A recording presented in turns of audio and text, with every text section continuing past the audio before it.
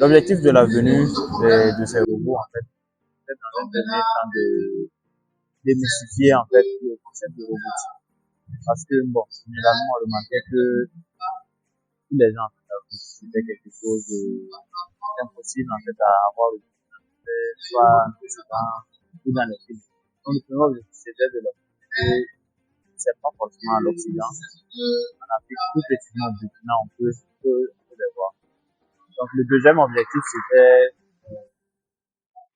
d'inciter en fait les plus jeunes, les étudiants à en fait vouloir embrasser ces filières technologiques là.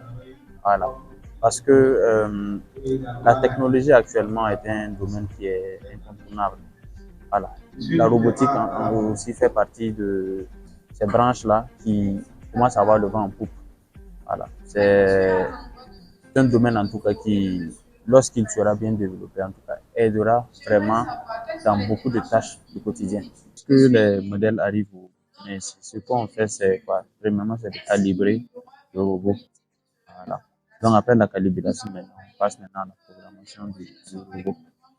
Donc il y a plusieurs manières de le faire. On pourrait utiliser des modèles d'intelligence artificielle qu'on mettra à l'intérieur du robot et qu'on va entraîner par renforcement en fait pour effectuer un certain nombre de tâches. Après le paramétrage, en fait, on pourrait contrôler le robot à travers cette petite interface-là, contrôleur qui est là, ou le permettre en fait d'effectuer des actions autonomes.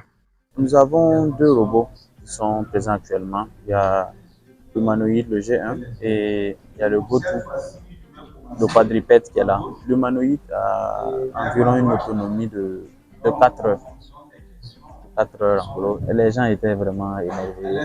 Beaucoup se disaient bon, qu'ils ne pensaient pas vraiment avoir ce type de technologie-là ici au Burkina. Donc, je pense que d'une part, on a atteint en fait, l'un de nos objectifs qui était vraiment d'émerveiller les gens et de briser en fait cette barrière-là technologique-là. Voilà. Ces robots ne sont pas des robots fabriqués au Burkina. Voilà. Donc, notre expertise, en fait, a consisté à programmer ces robots-là.